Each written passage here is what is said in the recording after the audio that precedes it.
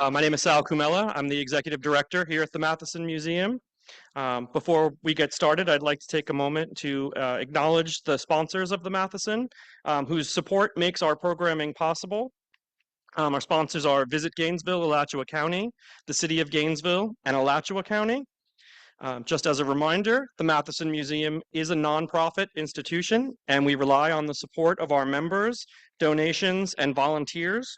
If you're not already a member, we would love to have you as a member or a member of our museum family. If you'd like more information on how to donate or become a volunteer, you can go to our website, www.mathesonmuseum.org, or talk to any of our staff. We'd be happy to help. I also want to take the opportunity to remind everybody that this Saturday, February 22nd, is the last day to view our Voices and Votes exhibit. If you know anybody who hasn't come and seen it, please spread the word that Saturday is the last day to come and see this great exhibit. As much as we are sad to see this exhibit go, we are very excited about the new exhibit, which is our bicentennial exhibit celebrating the 200th anniversary of Alachua County. That exhibit is titled The Alachua Phenomenon, 2 Centuries in Florida's Eden. And we hope you will come out and join us March 12th at 7 p.m. We'll be having opening ceremonies for that exhibit. It'll be open throughout the year. Now I'm delighted to welcome tonight's program, a conversation with the Alachua County Community Remembrance Project on the Digital Black Heritage Trail in partnership with UF Libraries and UF Museum Studies. Thank you.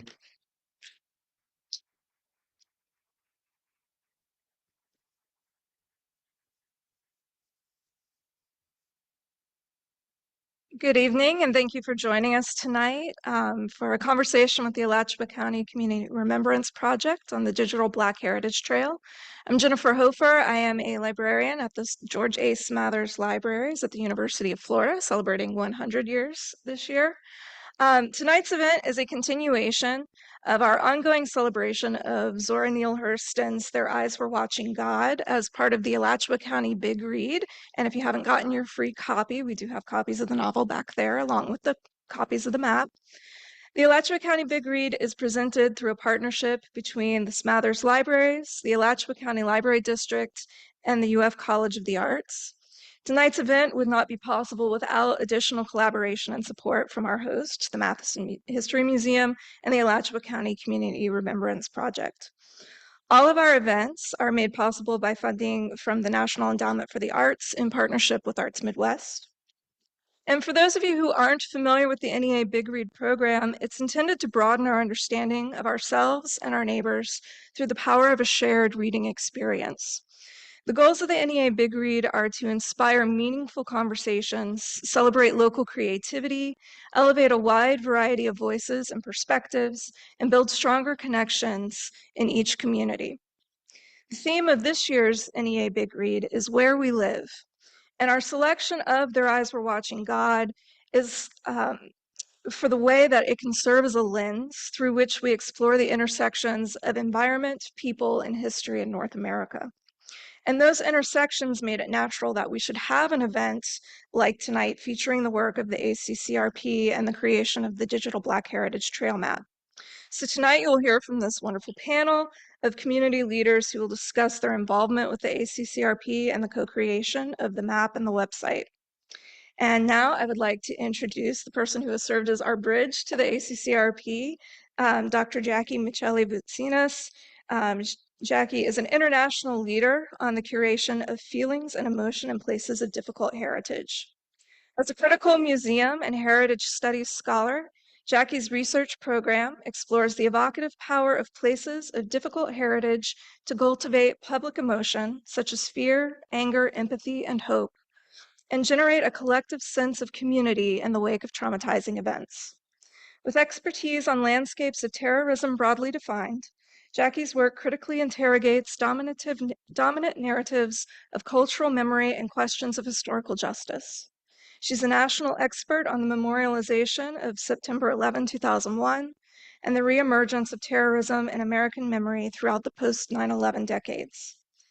In 2022, Jackie served as a PI on a racial justice seed grant with the Alachua County Community Remembrance Project. The grant collaboration enabled the co-creation of the Alachua County Digital Black Heritage Trail map and website and a permanent exhibit honoring local victims of racial terror lynching. Jackie has served as a research and exhibition consultant with the United States Holocaust Memorial Museum, the Smithsonian National Museum of American History, and the Holocaust Museum for Hope and Humanity. She has also held long-term partnerships with the National September 11th Memorial Museum and Oklahoma City National Memorial and Museum, with additional partnerships underway at other important sites of consciousness. Jackie is currently an assistant professor and rotating program head of the Museum Studies graduate program at the University of Florida, and an affiliated faculty member in the Department of Geography, Center for the Arts in Medicine, and the Florida Museum of Natural History.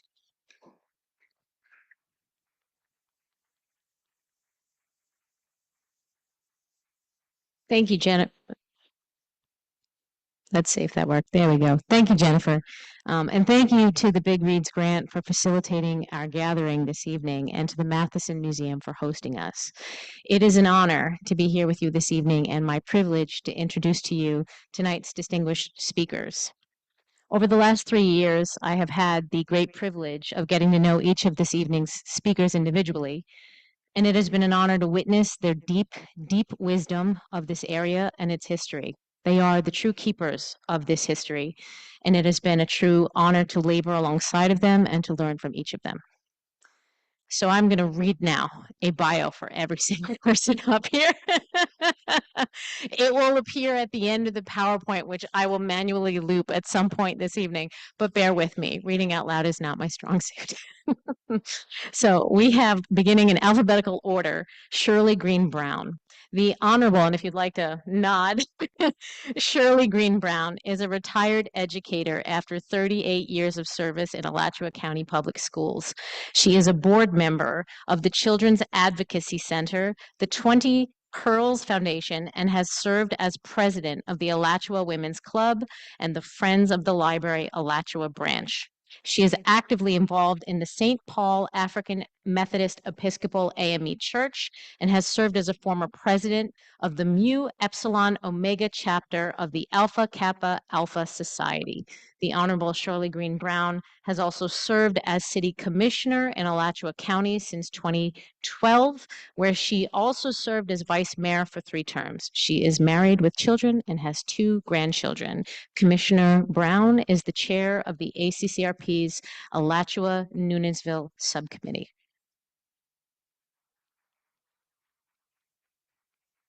And next up, we have Ms. Jerry Crawford.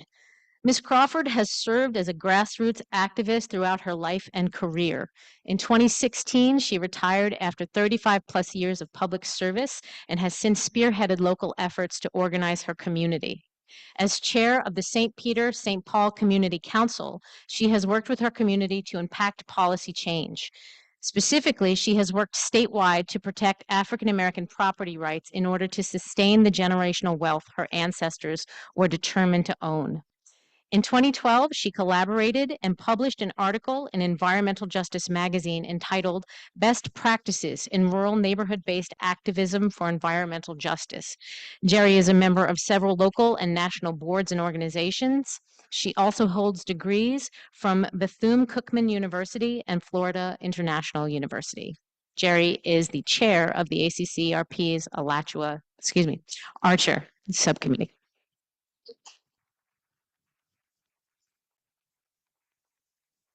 Hopping 2 over, Dr. Sherry Sherrod Dupree is a librarian and historian whose research focuses on African American gospel music and African American Pentecostal churches.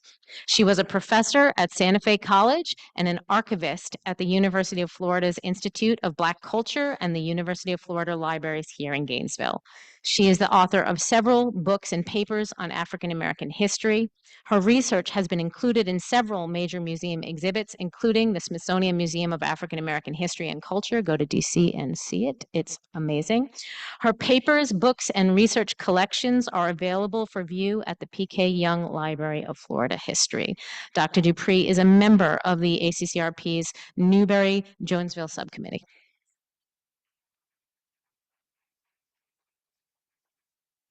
Coming back over one this way, Miss Valoria Kelly is a lifelong, excuse me, my Long Island came out there, a lifelong Florida resident with a long history of volunteering. As a concerned citizen, she has volunteered with her church and with the Alachua County public school systems, the United Way of North Central Florida, and Blossoming Butterfly. Valoria retired in June of 2019 after 35 years of service to the state of Florida, spending the last 12 years as the director of the Division of Certified Public Accounting and executive director to the Florida Board of Accounting. Valoria Kelly is the chair of the Alachua County Community Remembrance Project's High Spring Subcommittee as well as Education Subcommittee.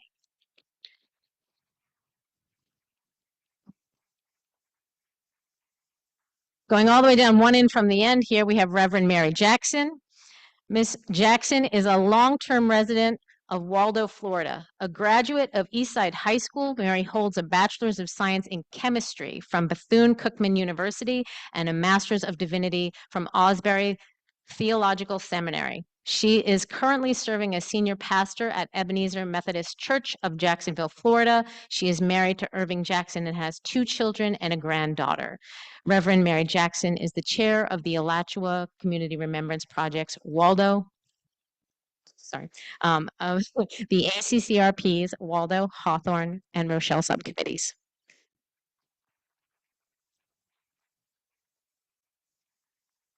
And on the end here, we have Mayor Jackie Randall. Mayor Randall is a registered respiratory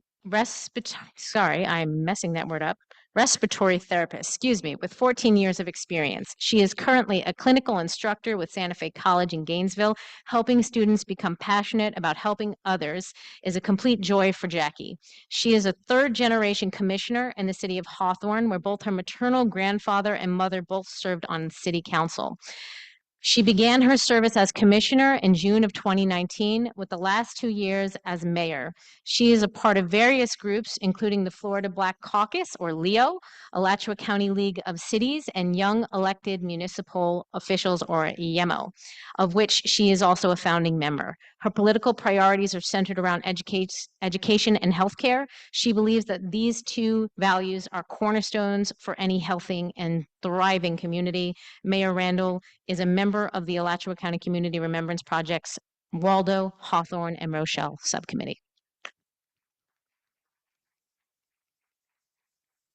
All right, 3 in from the end, we have Ayoka Jassy Sowala, or Sister Ayoka as she goes by.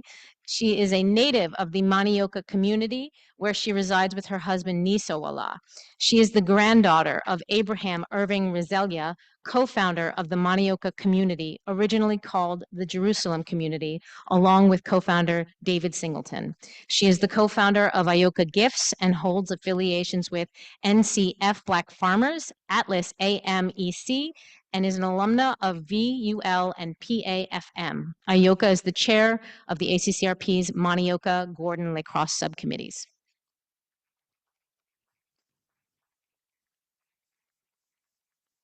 Almost there.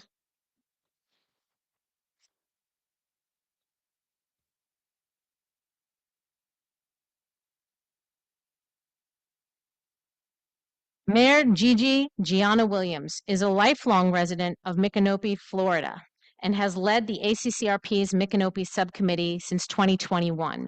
She attributes her current leadership role as the mayor of Micanopy as a direct reflection of the ACCRP's impactful efforts. Mayor Williams is the chair of the ACCRP's Micanopy subcommittee.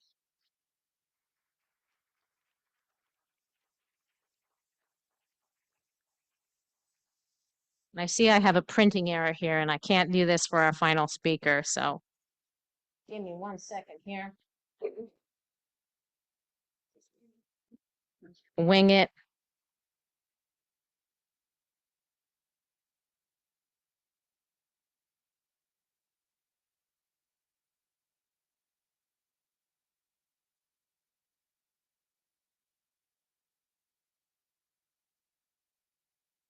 Thank goodness for Latoya Gainey. All right. And finally, it is my privilege to introduce our first speaker and moderator for this evening's conversation, Reverend Carl Smart. Carl Smart is an accomplished professional with more than 40 years of experience in public administration. He recently retired from his position as Deputy County Manager for Alachua County. In this capacity, he was responsible for providing leadership and oversight to community support services, including court services, animal resources, sustainability, equity, economic development, and food systems departments. Now I think I can go back over here. Yes. Mr. Smart holds a master's degree in interdisciplinary studies from the University of Texas at Arlington and a bachelor's degree in management from Nova Southeastern University. He also served as an adjunct instructor at the University of Georgia. Carl is a founding member of the ACCRP and still serves on its executive leadership committee. Please join me in welcoming your speaker and moderator for this evening, Mr. Carl Smart.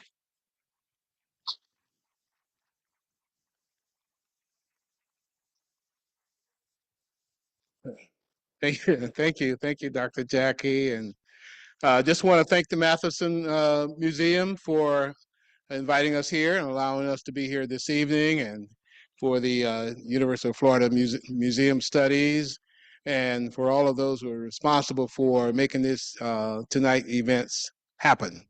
I'm here with a powerful group tonight on this panel, and so we want to share with you the work that we've been doing, a kind of a reflection of the work that we've been doing with the Alachua County Community Remembrance Project. I'll try not to say that too many times. We like to just break it into an acronym and say ACCRP. And so I'll be using that instead of saying the whole thing tonight. ACCRP started out of a couple of conversations, one by the Board of County Commissioners. There was a really healthy and tense debate over whether Old Joe, the Confederate statue that stood on the west lawn of the Alachua County administration property for over 100 years, I think about 104 years it stood there. And so there was a healthy discussion on whether it should stay or Old Joe should go. And there was a lot of citizens who showed up to the board to voice their opinions. As it turned out, there was probably more people supporting Old Joe staying than Old Joe going. But at the end of the debate, the commissioners decided that Old Joe did not reflect the current values of the community. And it had served as a symbol of intimidation, if you will, on the community, particularly the people of color in this community for over 100 years. Old Joe needed to go. So it was returned to the organization that donated it. That was the Daughters of the Confederacy. So Old Joe was carefully removed. We didn't want to harm Old Joe, and so it was carefully removed and returned to the Daughters of the Confederacy. And so it's still here in the county, but it's out in the rural area where it has plenty of space to to enjoy the sites out there in the rural area.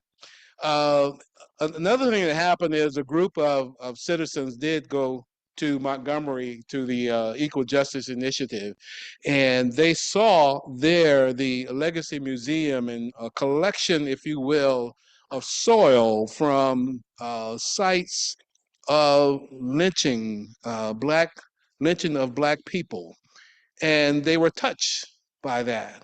I don't know anyone who wouldn't be touched by that kind of an exhibit. And so they decided to come back to Alachua County and talk about forming a group to follow that model from the Equal Justice Initiative, EJI, as we call it. Brian Stevenson, you've probably heard of Just Mercy, the movie, the book, and Brian Stevenson, the work that he has done in Montgomery. And so that model was adopted, and the ACCRP was formed with a group of citizens like the ones you see here on this panel that were concerned and willing to get in and do some work to research one and then find out what happened in Alachua County. As it turned out, through the work of folks like Dr. Patricia Hilliard-Nunn, professor at the University of Florida who did so much research. And you've already heard about Dr. Sherry Dupree and Karen Kirkman and other historians locally. Also worked along with the historians at Equal Justice Initiative at EJI, found that there were a lot of lynchings that occurred right here in Alachua County. You wouldn't think that that would be the case, but it was. Looking at that period of time, the post-Reconstruction period, 1877, 1926, and in some cases up to 1950. So we found about 50 lynchings that occurred, lynchings of Black people that occurred back then as a not just intimidation, but punishment, and also to frighten and to keep people of color in line, if you will, during that time. So we decided in pulling together ACCRP, we pulled together subcommittees throughout the county. Most of the community remembrance projects around the South and around the country have one committee that actually does the work. You can see we've got a number of committees here. There's 9 cities in Alachua County. And so all 9 have a subcommittee, and all 9 have been working. All 9 have been doing soil collections, all 9 historical markers, as well as essay contests with high school students, and quilts. There's one example of the quilt over here. So all have been working. And so what we have is a number of questions we want to ask them. You see the timeline, 2017, Ojo removal. Actually, the county approved the Truth and Reconciliation Resolution. That resolution committed the Alachua County staff to working along with the citizens to get this work done. 2019, establishing ACCRP, and expanded on the list that EJI had. They were amazed that we were able to find others. This is a listing of those victims. And if you haven't seen the exhibit in the lobby of the Alachua County Administration Building, there is an exhibit now that has been put together with soil, with the jars of soil from those lynching sites, working with the university's museum studies. I think you'll be touched by that exhibit. This is an example of the historical markers. And they've done some amazing, beautiful work with the quilts. We started out, we weren't thinking quilts at all. And someone came up with the idea, and here we are, beautiful quilts. And we worked really closely with Dr. Jackie and her volunteers and students at University of Florida, and it's made for a great partnership. And so we continue to do the work. There's some of the students there that've been involved in the program. They're doing an excellent job. And then we come up with the idea of doing a heritage trail. And normally when you think of a Black Heritage Trail, you might think of a tour around the community. And this is a tour, but it's a digital tour. And so you can go on the website and take that tour and learn about a lot of very interesting, important sites, designated sites of interest with Black history. And now is a great time to do that, and very easily done. The Sankofa bird there, you see the memorial. Alachua County replaced Old Joe with the memorial there with the Sankofa bird, which is the bird that symbolizes looking back into our history, learning from our history, but still moving forward.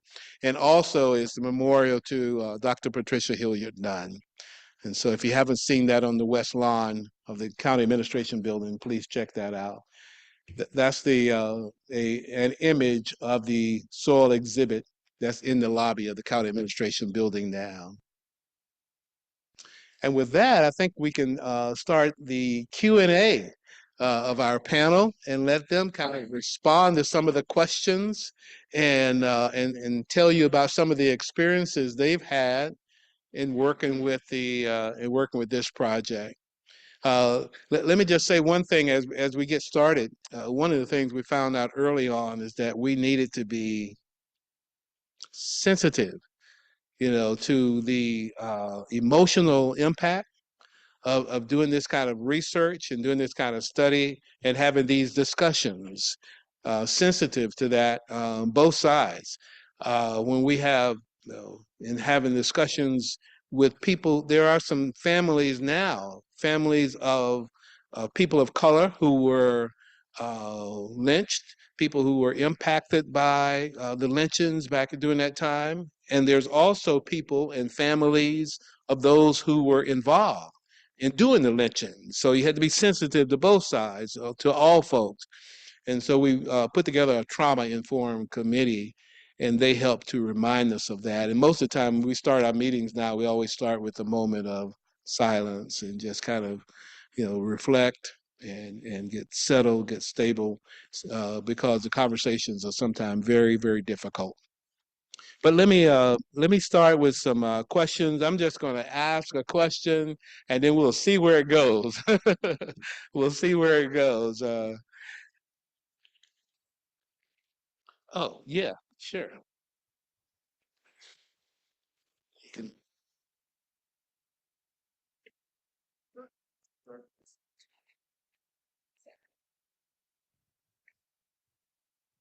That is a mic just underneath it if you can. Yep. Okay. Yeah. I'll ask the question, but I will allow, anyone who wants to respond to the question, you can respond. Everybody doesn't have to respond to every question. But if you feel you feel compelled, please speak up. We have one mic that's over there in front of Dr. Dupree and Mayor Williams there. We'll pass that mic down to whoever wants to speak in response to the question. The very first question is, uh, generally, what has the work of the ACCRP meant to your respective committees? What has the work meant to your committees? Just kind of reflecting on that. Who wants to start that off? You'll start. Good evening. The work has been informative. The work has been rewarding. The work has touched my heart. It's been a very, very emotional process.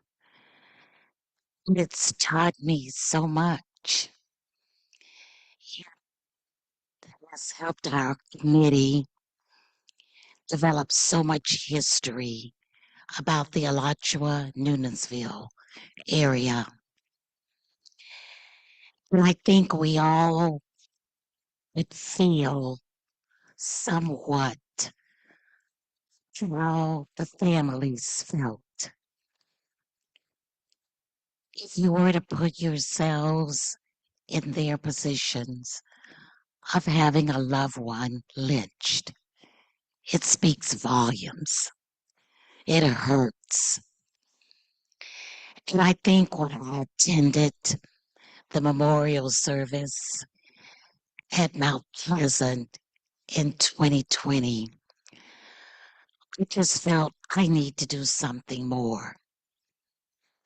I need to find out more. I need to put my hands to work. And I have such a super, super committee that has embraced it, and all hands are on deck. We love what we do, and we're going to continue this effort. And I'll let somebody else talk.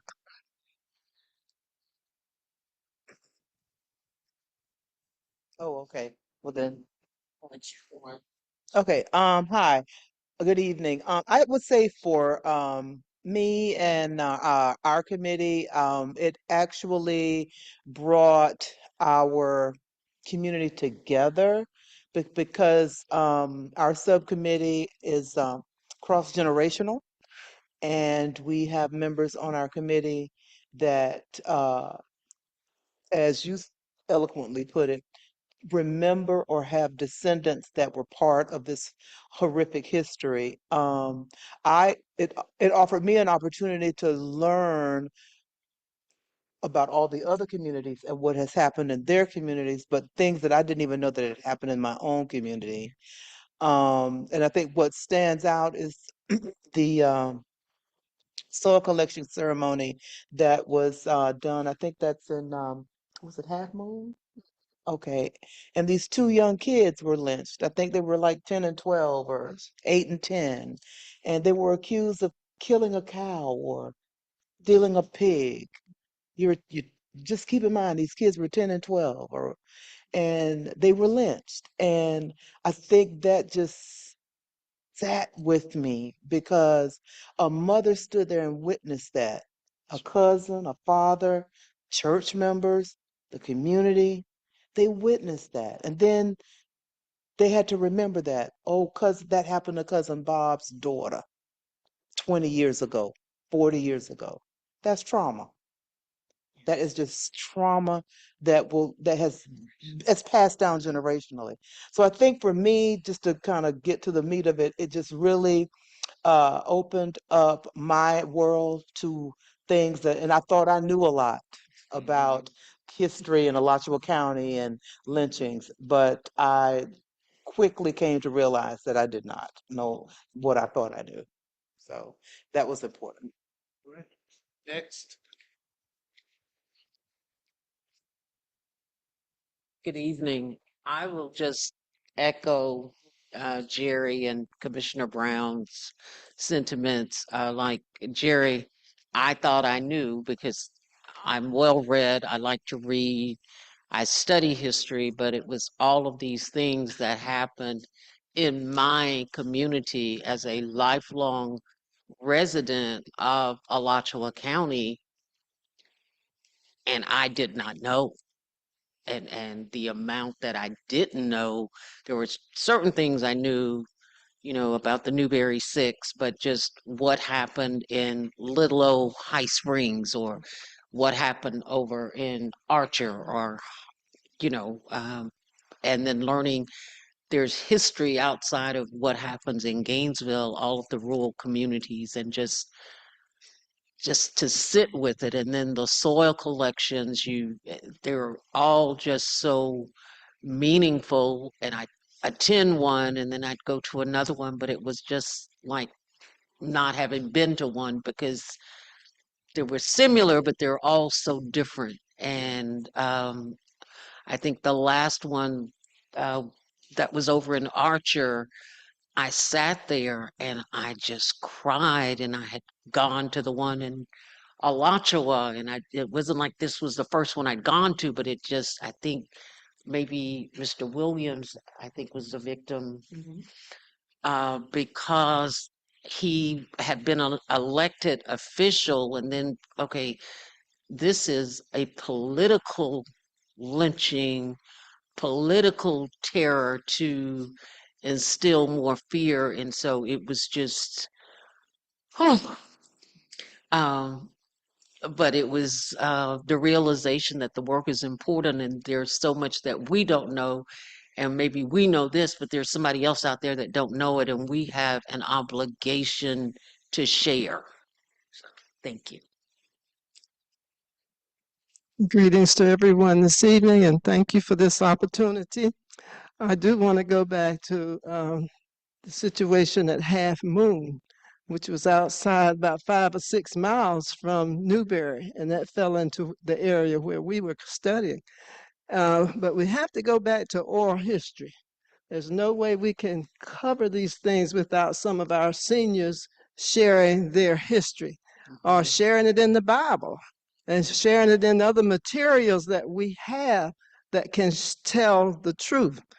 One thing that we must mention is AP, which is Associated Press. Associated Press built these stories up for the community, and they were not built up for the Black community. They were built up for the other communities, many communities. And it was a way of sensation, it was picnicking, and it was other things to cause them to feel comfortable about what was going on in these communities. And to see and to hear and to learn that some of these things were not true, but yet we didn't know. We had to live with it and go forward. I do want to say one thing with the historic marker that went up in Newberry. Um, it's a beautiful marker, but the marker mentions the two boys, which was Mandy Price and Robert Suggs, as adults, adult men, put in the AP. It went all over the country. We found it in Canada. We found it out in Ohio and other places, because once the AP picks up the article, it goes everywhere and is shared everywhere. But when you go back and talk to the people in the community, this was not so. I mean, and we even interviewed a few people that we can't even give their interviews out today. They said no, because we're gonna lose our land. Y'all gonna come out here and kill my dogs. Can you imagine the amount of stress that these people have been under and still are under concerning these situations that have occurred in their community? And going to Montgomery, Alabama, and speaking to the situation there, Montgomery said this. I'm talking about the organization. We have to accept what AP has because we don't have any more documentation. Well, we got to get busy, people. You got to listen to your folk. You got to listen to your community and find out the truth. Now, once you find out what you think is the truth, then you got to take the time to document that. You got to go back and you encourage these seniors by saying, well, what happened during World War II? Oh, I can remember that. And then they'll start talking about situations. What happened when we didn't have good crops that season? Talk about things that will make them come back and talk about what was happening in their community. And they will tell it. But many times when they tell it, we have to be comfortable in sharing what they want the public to know. And we have to be careful how we share it because you got opposition on both sides. You know, one will say, yes, this happened. The others will say, no, this did not happen. We give them the facts and they still will not accept the truth. And one example I will give you, and this is from, I'm talking too much, but I'll take this few more minutes. This was with the Perkins, Becky Perkins. Aunt Becky is who they call her, Aunt Becky. Well, this is how whites referred to blacks that were very kind to them and helped them. She was a midwife. She was well respected in the community, loved by the people in the community, the white community and the black community. So we have to realize that these things happen too. But when we did the research, we were able to find out what her name was. It was Rebecca. But we found out that her name was English also, Rebecca English. Now, are we going to include that in history? I don't know. Because many times when the markers go up and so forth, that history has been omitted. It was Aunt Becky. Because this is the way the community remembers her, and this is what you want to be carried out. Well, some others will say, we need to include her name because we know who her parents were. We got the statistics on this situation. Where do we go? How do you handle that? These are issues that we deal with every day. And these are issues that we have to concern ourselves with if we are telling the truth. Are we telling the truth? Are we giving history as we perceive it? Thank you.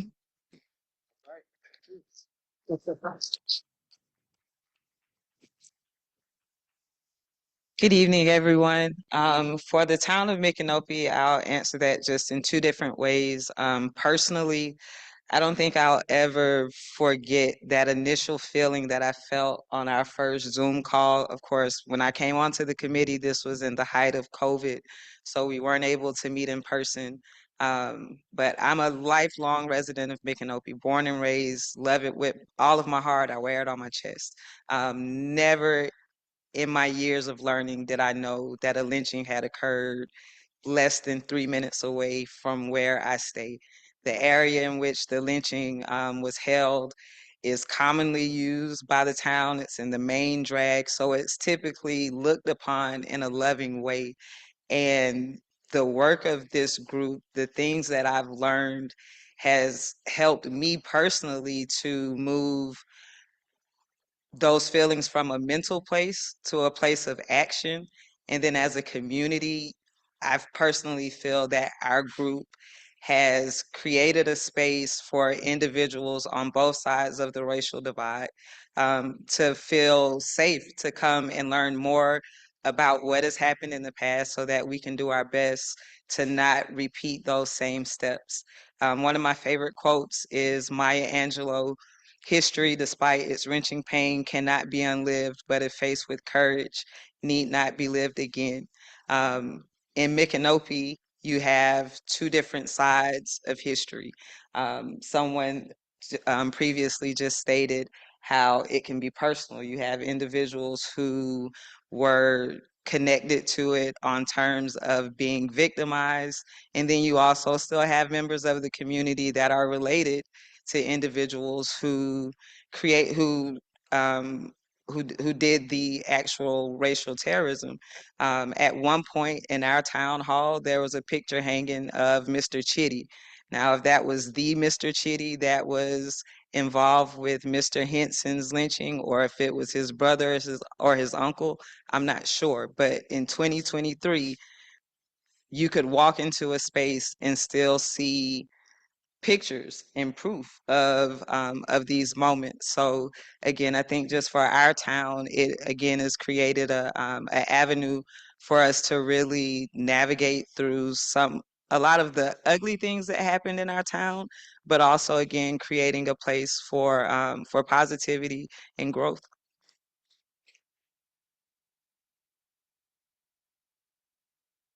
Good evening, everyone. Uh, we don't consider Manioka Gordon Lacrosse to be one city, but everybody in the Manioka Gordon Lacrosse more than likely are related. I came into this organization. Someone invited me to come to the meeting. And as I was sitting there, folks were trying to figure out, where is Gordon? Our victim, Moses Smith, had come from Gordon. And so they were trying to figure whether it was Gordon Chapel or da da da. So I just put my finger up and said, I know Gordon. Gordon is near between Monteoke and Brooker.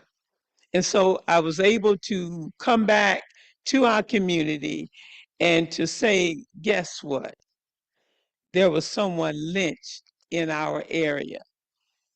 Even doing the research and moving around and talking with the individuals in our community, nobody knew nor remembered Moses Smith. Now, the question is whether it was too painful or too scary or what. Because even like with other things, lynching and things that have happened in other areas, many times folks will deny having a knowledge of what has happened for safety's sake.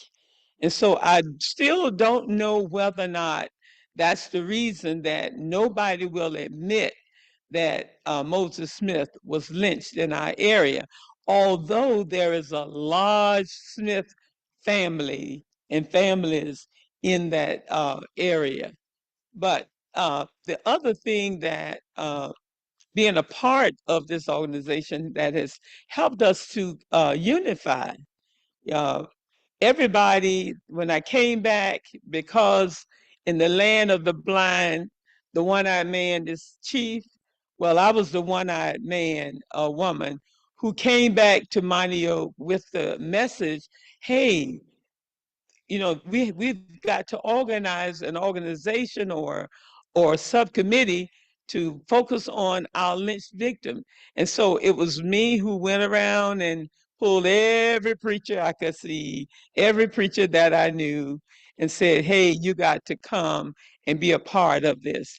And even Pastor Jackson, I called her and got her involved because Waldo also is closely related to the Manioc, you know, but we came together and we've accomplished a lot of things and we've united even the more. At one time, Manioc was called Jerusalem. Most people don't realize that. And somehow it became merged with some other areas, and now we are Montioke. We said Manioc in the area. We call it Manioc, but the word is Montioka. And what other thing that it did was help us to realize that we don't have enough road signs letting folks to know where Gordon is, where Montioka is. And so I've spoken to some of the commissioners and said, hey, that's something as a result of being a part of this that needs to happen. We know that it needs to happen, that you got to put these markers to let folks know where one area begins and where another area ends. But we have been grateful for the opportunity to serve. So I did start on the committee with Ayoka, and then finally I became the chairperson of the Waldo Hawthorne committee, and which I was looking for someone to take the position, but I ended up taking it. But anyway, being a part of the ACCRP has really opened up my eyes to a lot of history that I did not know was in my city. It has brought awareness and education for the children and the people in my community that I am quite happy for, because otherwise it would not have, probably would not have been given to them through this route. When we had our soil collection, of course, it was very educational. The community came out. And then when we did our essay contest and we had the students from Hawthorne High School to participate and to write those beautiful essays, it just made my heart fill with joy just to be able to see that our history is being studied and lived on. The saddest thing for me was that one of the victims, and there were quite a few in our area, was a unknown Black child, and as I look at the information now, he was born, or this thing happened on my birthday. So ever since that September the 6th, it's just really hurt me, in that area. So dealing with the pain of the past, and then realizing that even though you feel that pain, you still have to make sure that the information gets out to the community. And that's why I'm here, to make sure that I spread and share our history. I'm not sure I really remember the question at this point. I can repeat it. The question is, what has the work of the ACCRP meant to your respective committee? What has that work meant to you and meant to your committee?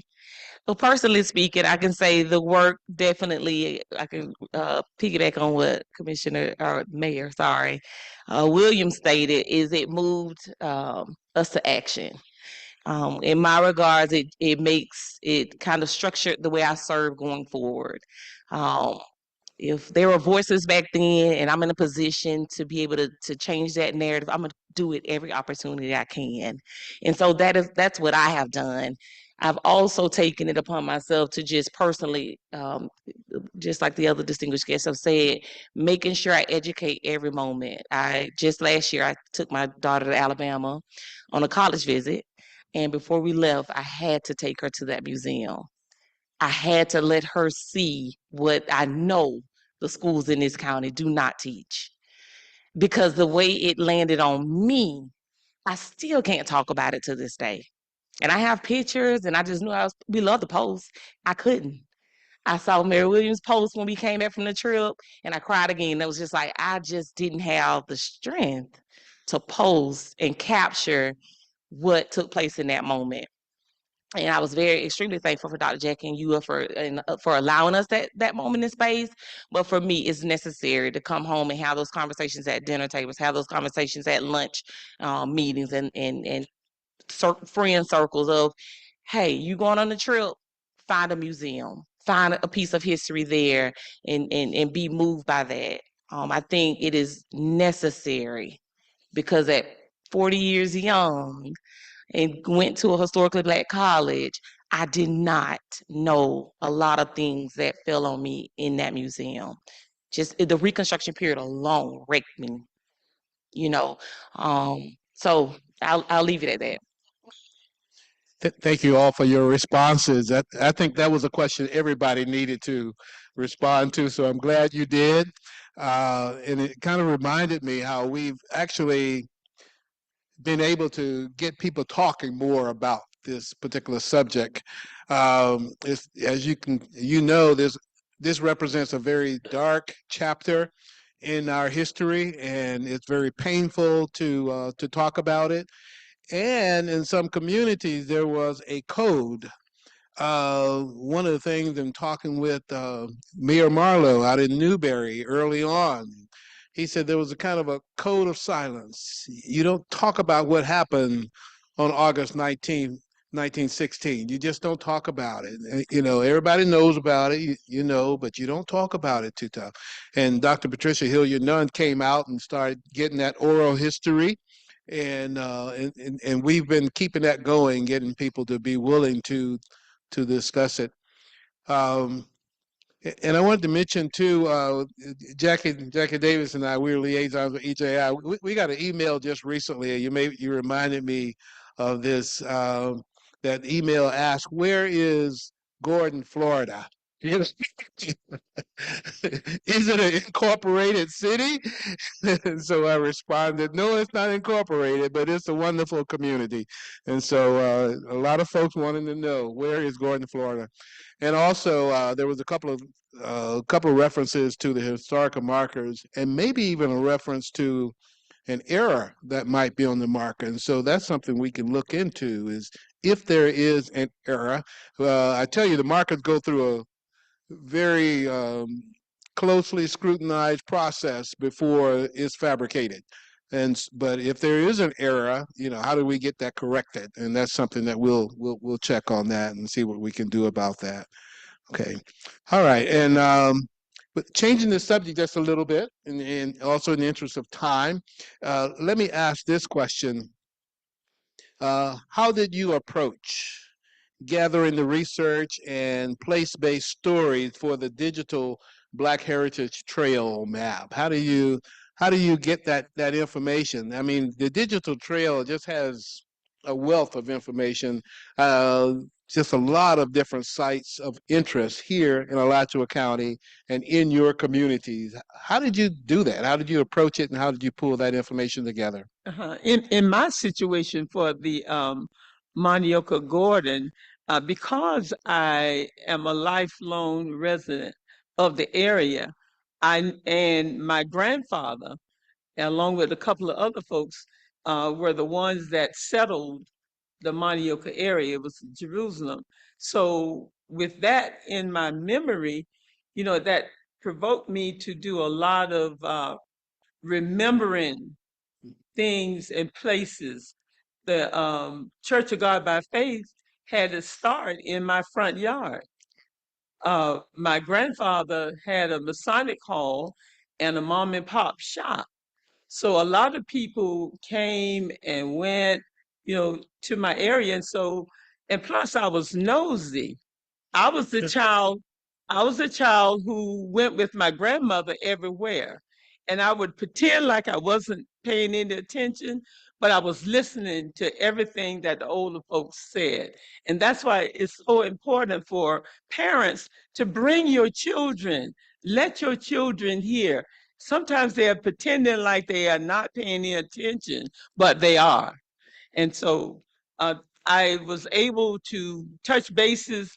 I had a 97-year-old auntie who knew all the stories may she rest in peace. And I'm so sorry I didn't record a lot of it, but she knew everybody. She knew all the stories, who was related to whom and who slept with whom, and she knew everything. And so she helped me a lot and plus just being in the area, growing up in the area, between Duval Heights and Moneo, I knew the places. Wonderful. Thank you. Being nosy helps, right? So for the town of Micanopy, I don't want to make it sound super simple, but it really was just a brainstorming session. It gave our subcommittee an opportunity to sit down and discuss from memory, as you just stated, places that we already knew of historically. Our subcommittee is fortunate to have a historian and a preservationist. So they added an element, an educational element to the emotional remembrance of places, but we wanted to highlight not just places of racial terrorism, but of resiliency as well. In doing so, one of the things that you learn, especially in a small town such as Micanopy, is a lot of those places were somebody's home. And as the landscape changes, so does the population, and that piece of history fades out. But there are still areas that are in good standing and of great importance. Our charter school houses the last portion of the African American school in Micanopy. Our town hall served as the white only school. We had a town issue a few months back that made that a very tangible moment to be able to connect the dots. There was a gentleman in the room that stated, I haven't been in here since I was in third grade. And when he said that, my initial thought was, you haven't been in here since this was a segregated school. And the conversation that we were having was very much so along those lines of why we needed to make a particular change or why the ask was made for a street change. But to go back to the question again, just sitting down, having those discussions, really pinpointing what was important, what was Mr. Eddie's barbershop, where was the first press business held, and being able to celebrate those individuals. Wonderful. Thank you. I'll say that I'm not familiar with the community. I'm from North Carolina. and I had it was hard. And the same thing with Patricia. We had to build confidence in the community because they're not going to trust you when you first come out there. They got to know who you are, who your people are, and why you're out here and what you're going to do with the information. I mean, all those things got to be covered first, and then they may share some things with you. And then if you know them for a length of time for several years, they'll start calling you and telling you, hey, did you know this? Or can we talk with you? But what we did, what I did, and I think Patricia did it also, sometimes on Saturday morning, we would have the men to come over from the community. And I did that several times. They come over and have breakfast at my house. And those men just, oh, they were just in awe that somebody thought enough of them to have them come in for breakfast and they could talk about their community. And they really would open up that way, not the women, but the men. And of course, and we did that 3 or 4 times, and we got information that we would not have gotten because the men felt comfortable in sharing some of their thoughts. And of women too later, but the women were a little more hesitant. But once those men felt that they could trust you and you weren't going to go back and, as they call it, rat on them, I mean, the father would come, the brother would come, the uncle. We just have a whole bunch of them, and it was just like a chance for them to feel comfortable. And we would have it at my house, or we'd have it someplace else, not on the grounds where they were, and they felt comfortable. And then once we had it at the Ross's place out there on the highway, and many of them came that day. Some of them who had played baseball out there came. So you have to get the people to want to work with you before you can move forward. So I really agree with what you all have said. Thank you, Dr. Great. Next. Well, yes, over in High Springs, we started as a subcommittee and we talked. And then we took it to the churches, small community, we go to the churches. And so what I found when I reached out to the churches and then of course talking to family, the church historians in particular over at Mount Olive, which is the oldest African American church in High Springs, had a file like this because his mom used to keep the church history and they were just so glad that somebody else was interested in it. And the same thing with the Douglas High School. There was a member of the community whose parent had kept the history and was anxious to share and just pretty much handed me their file. And I was like, okay, I'll guard it with my life. I won't let anything happen to it. So, but people were, I think, as I've heard before, they were anxious to help. Just glad that somebody cared enough to want to know what happened. And then for me personally, I discovered one of my aunts was a founding member of the Church of Christ. And I was like, wow, I didn't know that. So it was interesting in that respect as well. For Archer, how we initially got started was basically just as everyone else has indicated. You really kind of we started with our elders, started asking questions. I have a 96-year-old aunt, and she's lucid sometimes, and but when you ask her something and she remembers it, like the school that was in Pinesville. It's like, hey, honey, do you remember this school? And she remembered, oh yeah, I went to school there. Actually, your aunt taught there. And she was talking about my great aunt, which was her aunt, Maholda Carrier, who was also a teacher in Rosewood when that incident occurred. So I knew I was a Rosewood descendant, but I didn't know about that connection. So it's like, so that gave you something else to go and either ask a question about or just ponder on to try to research, well, how did that piece fit in and how did it fit in our family? And when you have these smaller communities, it's like you've indicated, everybody's related. It could be your 33rd cousin, but it's your cousin. And you grow up knowing that. So um you just go around the family members and just ask, the churches like you've indicated. But Mary, you said something that reminded me as we were going through this research, and it's on the historical map, the Archer Gymnasium. And I've known this all my life, but it's somehow I forgot it.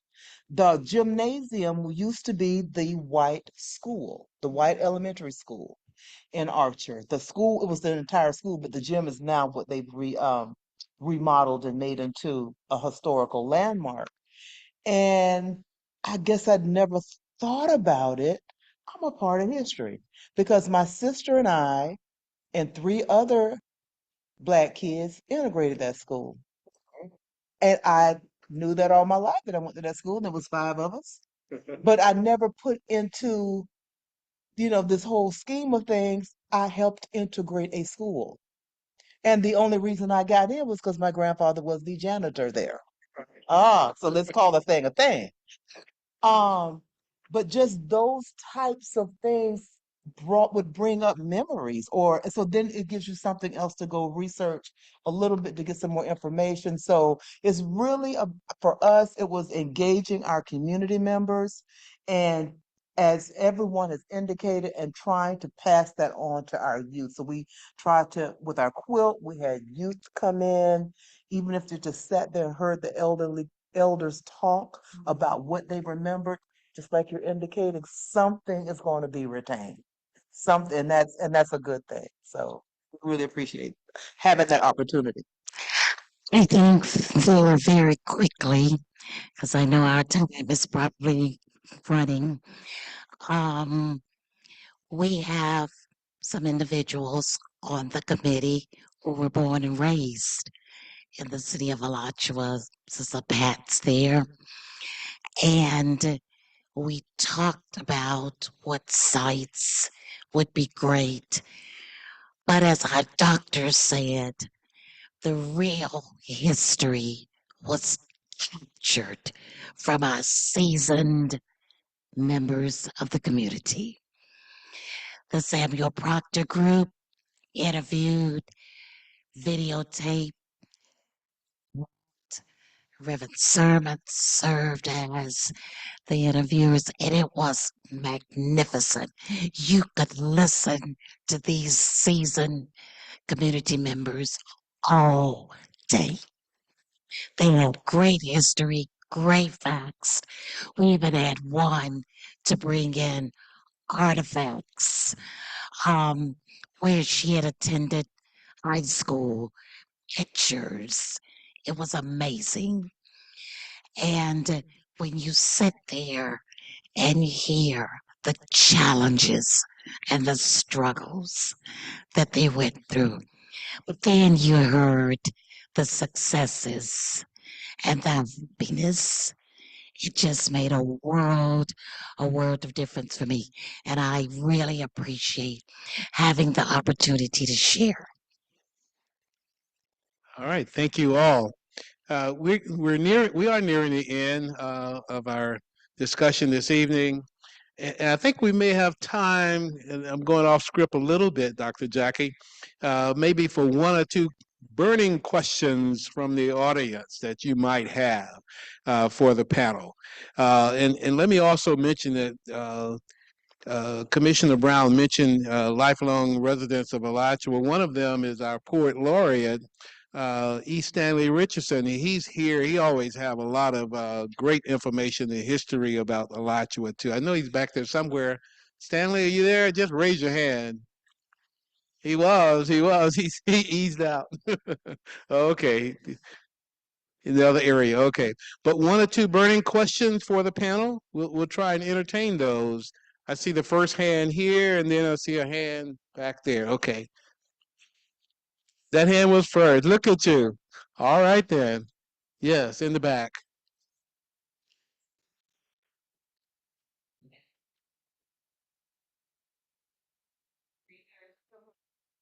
Silly and denial toward history broadly. And then when we think about that in the context of the Alachua County from Rich Father and the history that it's looking at.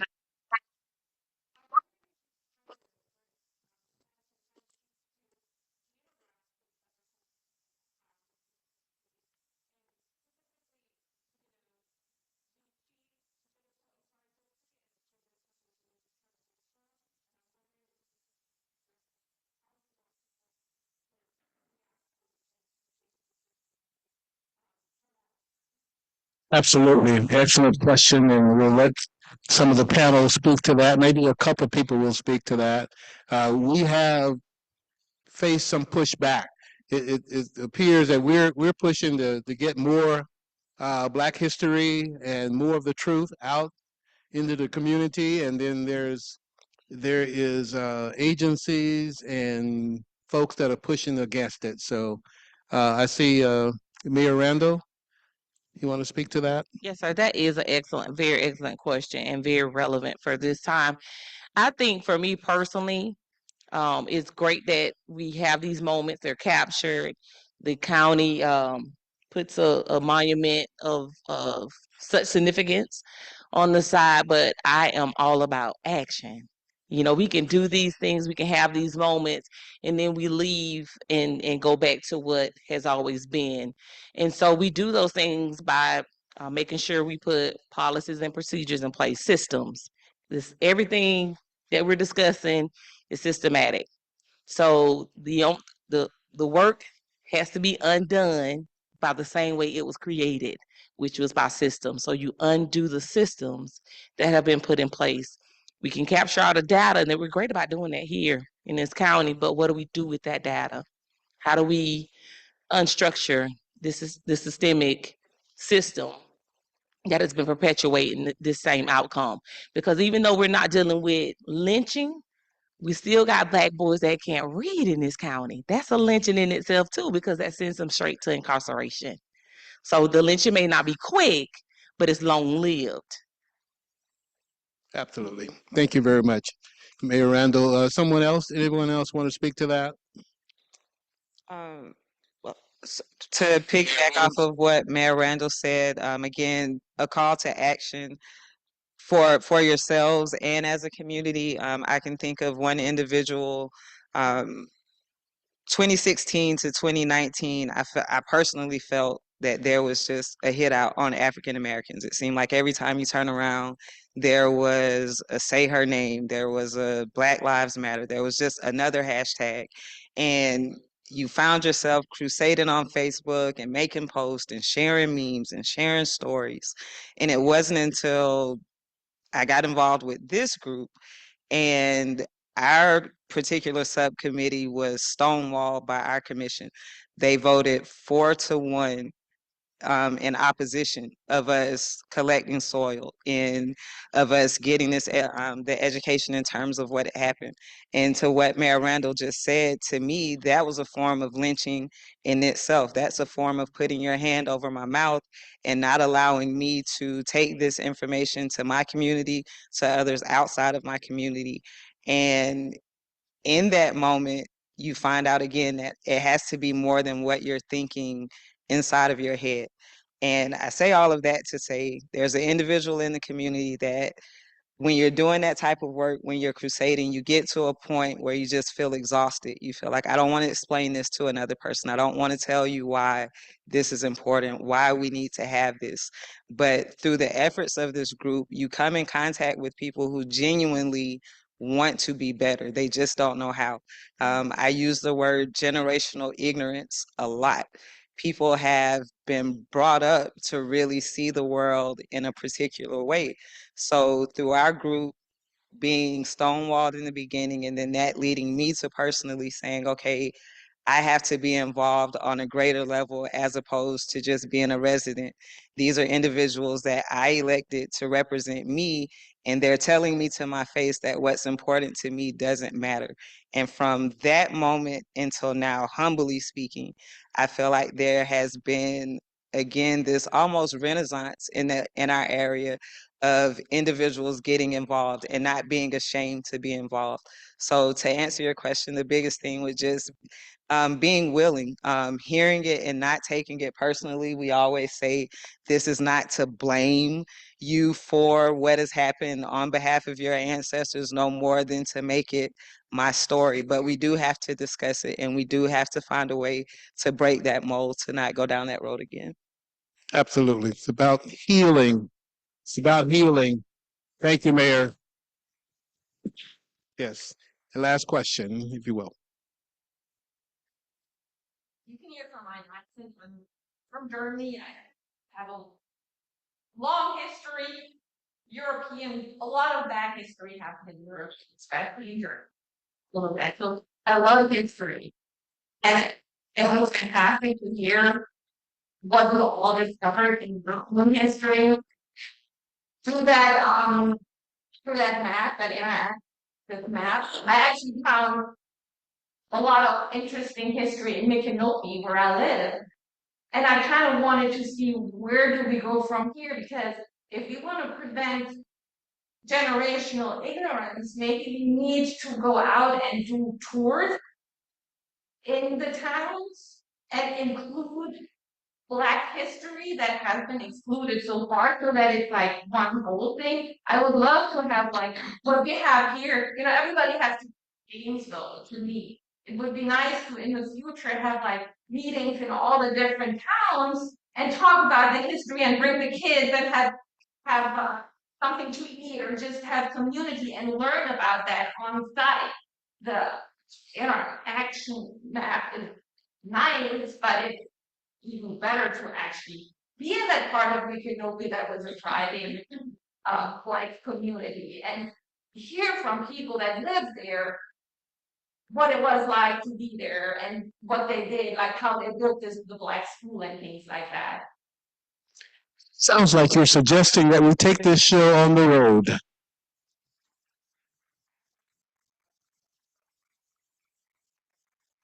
We will certainly consider your suggestion. We've been talking about that. How do we get to this information out to more people in the community, especially our young people, especially the students. How do we do that? And we've looked at a mobile touring unit that has a soil collection on it and other the quilts and those kinds of things, and somebody to go out and speak. So we're working on that.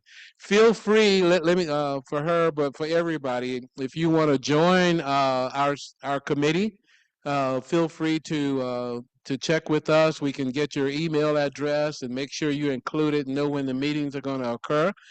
They are still by Zoom. We started during the pandemic time, and we did Zoom, but we found that Zoom is very convenient for people to join in the meeting. So if you want to do that and hear more and suggest more, we certainly want to encourage that. And I also want to mention that the committee lately has been talking about the fact that we've been focusing on the truth side of the truth and reconciliation. We've been researching and identifying the truth and pulling that information together, getting data, oral history, written history, pulling all that together. But what are we going to do about reconciliation? And so that's where that action comes in, more of the action part, and we're getting to that. We know that some communities around the country have put programs into place, like the Evanston, Illinois community that is actually doing reparations for black citizens who were forced out during a particular time in their history, forced out of the city because they couldn't afford to stay there any longer. The land was taken away. Now they're giving reparations. Right now, I think it's like a $25,000 grant for folks to come back into the city, and that $25,000 to be used to as down payment purchase in the home in Evanston, making them homeowners and start to build more generational wealth. But programs like that, we'll certainly be looking at the reconciliation piece of the Truth and Reconciliation Formula. I just want to ask that you join me in thanking this panel of community leaders who have shared with us tonight. What a great panel.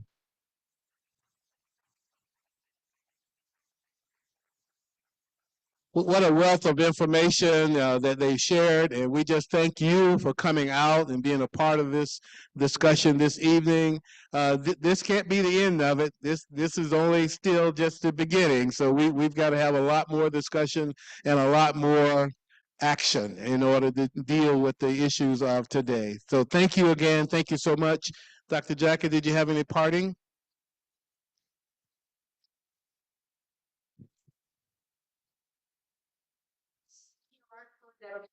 Site map them live on the website as well. All placements histories are there for you. We are working on a second grant to put the website function quickly map it up. There's so many places you have. Love the idea.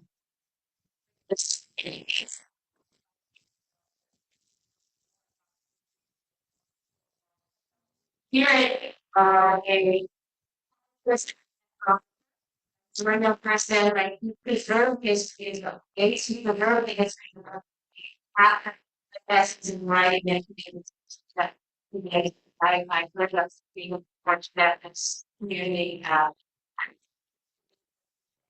rather that how the book All right. Thank you, everybody.